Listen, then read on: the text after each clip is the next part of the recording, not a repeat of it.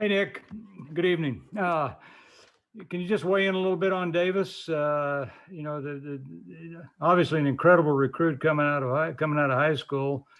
Doesn't have don't have a lot of film on him, but Stanford's produced some pretty good quarterbacks and pretty good football players. So, just your thoughts? Sure. Again, appreciate everybody taking some time here this evening, sticking around. It's before I answer the question, Dale, just exciting time for the organization, opportunity for us to continue the team building process, which again, it's not necessarily going to be about one draft, one player. It's going to be about a continuation of just continuing to add competition. Just what we try to do from day one is to create a culture of competition, selflessness, and toughness, and add players. And you've seen through the myriad of transactions throughout the course of the spring, what we're trying to do. And tonight was an opportunity for us to add more football players to the team that we think we want to work with and may have some future with us. So specifically to your question, Dale, Davis played in a good program at Stanford. Coach Shaw does a great job with their program offensively. Has some of the attributes that a quarterback that we like and possess, and played well with his opportunities. When he was on the field. So it was a situation where we liked the player. We spent time with him before the draft, did our research, did our homework. And again, it's about trying to create competition across the football team, across all positions. We talked about this on the pre-draft call a couple of weeks ago. That's our philosophy and that's our mindset. And we're going to continue to do that. So that was the rationale and the impetus for the pick. John McClain. Nick, two things. Did acquiring 37 players like you have give you the luxury of being able to draft a quarterback who will have time to develop? And how does the selection of Mills affect the Watson situation? Yeah, John, again, it's just part of the team building process. I wouldn't say there was any one specific factor or any one particular thing that goes into it. What we tried to do is evaluate the players and put the players in a position and on the board and then go through our process. There were several players that I would say that we were discussing in that 67 range, wherever it was. We had discussions, with some teams kind of in both directions at different points.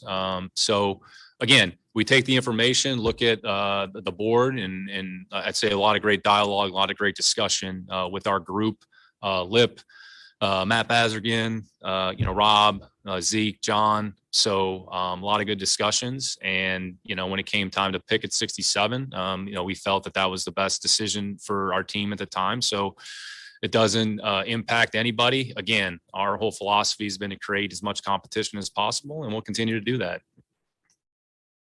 Aaron Reese. Nick, I know there's a lot of variables that go into a draft, like you mentioned in your pre-draft call, but in an ideal scenario, is Davis a future franchise quarterback for you guys? Yeah, again, I think it's really just about adding players to your football team that you want to work with and have some of the qualities that you desire. So again, I'd say both players that we've selected, and I'd say the players that we're going to hopefully select here tomorrow, however many players that is, have the qualities that we look for in football players. Again, we're trying to create a culture of competition, selflessness, and toughness. So who are the players that embody that along with their physical traits and characteristics? That's our responsibility to try to find those players. And that's what we're going to hopefully try to continue to do. And again, you have to be purposeful and you have to, stay disciplined and just try to make the decisions that you feel make the most sense for the organization. So that's what we did tonight. And hopefully we'll continue to do that, each step of the way. Again, there's a lot of, I would say, fanfare and hype that goes along with the draft. Again, I think it's just about really the next step for whomever comes in here, and it's no different than the free agents that we've acquired, is to come in our building, learn our program, understand our program, assimilate to our culture, and just take it one day at a time and just be the best version of themselves and try to make as much improvement on a day-to-day basis as a football player as they can. And then the competition will sort itself out. Again, it's not going to be what I think or my decision or what David thinks. It's going to be the players are ultimately going to determine who plays, what their role is, and how big or small that is. Brandon Scott. Hey, Nick, two-parter here. What was it about Nico Collins that made you guys want to trade up? And if you would tell us possibly where did you have him on your board? Because, it seemed if you traded up, I figured he was higher up on your board. And how much did Pep Hamilton influence whatever your opinion was of Nico? Yeah, a couple good questions there, Brandon. I'd say it's all kind of combined. So I think when you're working through this process, again, you're looking at the players relative to supply and demand, number one, again, across all positions. And number two, what are your alternatives relative to, if you don't get a player at a certain level, right? Okay, then their next opportunity to pick. I think we were scheduled to pick at 109 right there at the top of the fourth. So as we started to go through the third round, I would say there were a number of players that we liked that we said, okay, like they're starting to come off here fairly quickly. And so, if we have an opportunity to find a player that we like, that we have at a certain level relative to whatever other options are, then it might be worth a discussion. So I would say that was really the impetus. Again, we talked about this on the call. Really, trades are always player driven, and it's really about just the other factors that go into it, right? So we picked at 67. Okay, if you wait to 109, how many players are going to be available? Who are you going to lose? And what are your alternatives going to be? So that was philosophically the mindset. So again, as we work through it, some of the players that were kind of in that range were starting to come off the board, and we said, all right, here's an opportunity with a player that we like, to your second part of your question, we have some degree of background with, right? Between Pep being at the University of Michigan and Ben McDaniels being at the University of Michigan, right? So again, you take all the information, all the factors that can into the decision-making process. So, and again, we moved, I would say marginally, you take a fifth and then the fourth next year, which we had 2 fourths. So again, we still have, 7 picks next year or something like that. So when you do your kind of cost benefit analysis relative to all the information, that's, I would say, the reason that we made the decision that we did. You've coached wide receivers, Nick. What's his potential? What's Collins' potential in your view? Not very well. Believe me, I wasn't a reason like our receiving core was any good in 2007. No, I would say specific to him, Brandon, he's got good size. He runs well. He's got good hands, so he catches the ball well. He's got good playing strength. So again, how's that going to translate into our system and into NFL competition? We'll find out. I mean, obviously that's a big, I would say, X factor for all of these players, so I would say there's some qualities there that we like. And we talked a little bit earlier about this, or just another question was asked, like the receiving core. We've added some players that have maybe a little bit more size, relative to where it was. But again, like Brandon Cooks is a really good football player, right? I don't care how big or small he is or isn't, right? So again, you're going to need different types of people, different types of players that can complement one another. So I would say, like, when you look at some of the different players at that position, they're all kind of different shapes and sizes. And again, it's going to be about the competition, and we'll let the players sort out like what their role is, how big or small it is or isn't. Mark Berman. Nick, I know oftentimes it's the board that dictates. You have the players rated and all that. Did you go in feeling right off the top you need to get a quarterback and a receiver? Yeah, again, you don't really ever go into it and say, we need X, we need Y, right? You just take the information. You have players that I think you've sort of earmarked. I would say probably our volume of players that were on the board probably a little bit smaller relative to previous years. Again, like there's players at some point you're going to have to make a decision. You're comfortable and not comfortable for a myriad of reasons. And, if you have to eliminate a player for whatever the reason is, like that's okay to do. And then you try to focus in on, I'd say, a core group of players. So whatever the positions are, we don't dictate that. Like we don't control that. So again, it's, do your research, go through your process, take the information, put the players in a position as you see it. Again, it doesn't necessarily mean we're right. It just means like, here's what we think we potentially could have based on our analysis and our assessment. And again, like once they get here, we're going to get a lot more information, and then we'll see whether or not, the information that we had or what our analysis or what our evaluation of the player was. And we're not going to know that here for a little bit. So. Generally speaking, can you share what your priorities are for tomorrow? Yeah, try to improve, I would say, our football team, try to create competition. Again, they'll probably be, I would say we're going to look at the board just like we did in the first few days, right? I mean, we'll try to follow it horizontally and just look at different players at different positions relative to how we've graded them. So their role commensurate with their value and how that fits. So we'll try to stay as disciplined as possible. So again, I wouldn't say it's about one position, about one player. It's going to be about a number of different things, and that's how we're approaching it. Matt Musil.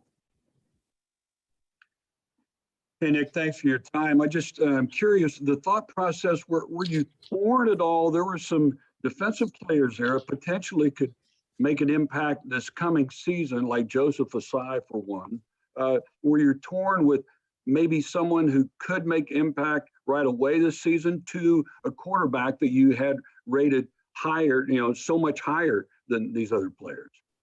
Yeah, again, you just have to trust what your process is. And again, we had a lot of great discussions, and, I would say there's always going to be some players that you like more than other players. It doesn't mean that there's one way to look at it, or again, I think sometimes perception isn't always reality, right? So, I mean, there's a lot of people that put a lot of time and effort, and a lot of people on TV talk about different players, and which is great. I mean, it creates a lot of excitement and a lot of information, but again, like that's again, this is why we're here, and we have to trust the things that we believe in, and just try to make the decisions that we think make the most sense for the Houston Texans, and we'll hopefully continue to do that each step along the way. Are you more excited now after day 2 of the draft than you thought you would be, or but this is what you had laid out?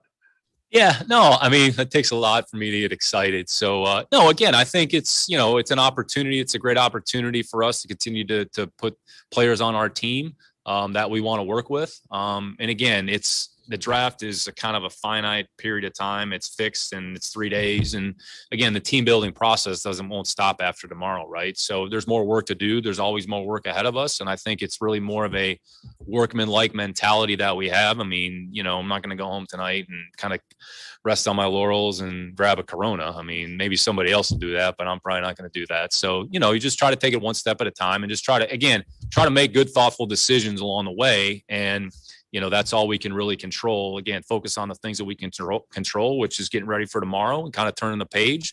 And then once we get through tomorrow, turning the page to the next phase. So it's an ongoing process. And I think that's, I would say, where the excitement lies, is that it's kind of continuous. It's very fluid, and it's not, a fixed endpoint. We have time for about 3 more. Vanessa Richardson. Hey, Nick, when you talk about the scouts, Matt Bazergan, Jack Easterby, kind of that room full of guys that you trust, what were they saying about the picks that you made, and what did everybody else like about Davis and Nico? Yeah, actually, before I answer that question, just for the record, I haven't seen Dodgeball. So just in case you're interested. Did you see my video? I did. How have you not seen Dodgeball? I'm not a movie buff. I Okay. hate to admit that. So, I mean, I know I'm kind of embarrassed, but I'm not a big movie person. So, but that's okay. You need to see it at some point. Okay. Anyways, no, again, look, ultimately it's my decision, right? So, I mean, but you trust the people around you, right? So I'd say, like, from a scouting perspective, I mean, our scouting staff, it's Lip, it's Baz, it's our national scouts, our area scouts, right? So they put a lot of time, a lot of effort into it. They put a lot of information and process a lot of information. So again, like, those are the guys that we're relying on. I'd say Lip is a key component, right? It's the college scouting director, and he's a big part of the draft process. And there's a lot of people that are involved. I mean, we got a pretty good group of guys, good area group, Matt, Rob. So again, ultimately you take the information, and it's, in the end, like, the reason I'm here is to make those decisions, and that's my responsibility. And I have a responsibility to our group, and I have a responsibility to the organization and to ownership. So again, you try to make thoughtful decisions, try to take the information, process it, and just make a good decision, and just keep moving forward. Again, and relative to picking a specific player or particular player, again, it's always relative to what your other options are and how you feel about those players and what your evaluations of those players are. So again, it's not one factor. It's not one person. It's not one thing. There's just a myriad of things that go into it. And in any end, like, that's my responsibility to our organization, to our coaching staff and our scouting staff. And, that maybe I can take the heat off their shoulders. You guys can blame me for everything. Adam Wexler. Nick, with the assets you used to move up those 20 spots to get Nico today, and considering you don't have another selection for another 40 picks or so, and then another one in the 190s, if there's an opportunity to move up with what you have in the future draft capital and what you still have this tomorrow, do you feel like you have the assets needed to move up if you're so inclined? Yeah, it's a good question, Adam. I think there's a certain degree of maneuverability that you could do some things. Again, I would just say, I mean, I don't want to go on a limb here, but it's probably unlikely that we would do anything relative to future picks. So again, I think taking the 5 picks that we have positioned right now, 147, the 3-6, and then the 7th, and whether or not we could maneuver within that framework, I mean, that's something that we'll look at. Again, it always goes back to what are your options and what's the alternative and what are you viewing in front of you, right? So it's always driven on that. It's not, okay, I'm going to wake up in the morning and we're going to say, okay, like we need to trade this pick to get to this spot and draft Mr. X. Like we don't even know who we're talking about yet, right? So again, does it preclude us from maneuvering around? Not necessarily. So we'll look at everything. Again, there's some things that you can do within reason, but we're going to be responsible. We're going to make good decisions and not put ourselves in a position. Again, it's really what are you doing? Who are you doing it for? And what's the cost associated with it? Last question for John McClain. Nick, could you tell us specifically what you like about Mills, the tangibles as well as the intangibles, please? Yeah, I would say, played in a good offensive system, played for a good coach, has pretty good size, fairly accurate with the ball, smart, makes fairly good decisions. So again, like all these players have things that there's some things that they do well, but I would say all of them have things that they can improve. I would say, like, honestly, some of the players that have been in our building over the last 2 weeks, like they have areas that they can improve. And a lot of them have been in the league for however many years, right? So every player has physical attributes relative to the position that they play. And there's always ways for players to improve and try to make them better. And that's our responsibility as a staff to try to maximize whatever they have. And each player is different. Some will make more progress quicker than others. But again, there's no set formula for any particular player. So whatever they do well, whatever assets and attributes they have, that's a good starting point. But it doesn't necessarily mean anything, right, until you actually put in the work and then just see how it manifests itself. And again, this is a long process. It's one day at a time, one step at a time. Again, like the offseason program is, 2 weeks old. Like we've had some players that have been in the building since February, and those players have made a lot of progress. We've seen the tangible progress, right? So then the next step is to go from what they've done to onto the field, and let's see how that translates, right? So each player is at a different stage. And, our job is to kind of shepherd them as best we can. And they have a responsibility on their end as well to try to become the best player that they can for our organization. And that's all we can ask of the players. Great. Thank you so much, Nick. We'll see you all tomorrow. Thanks. Appreciate it.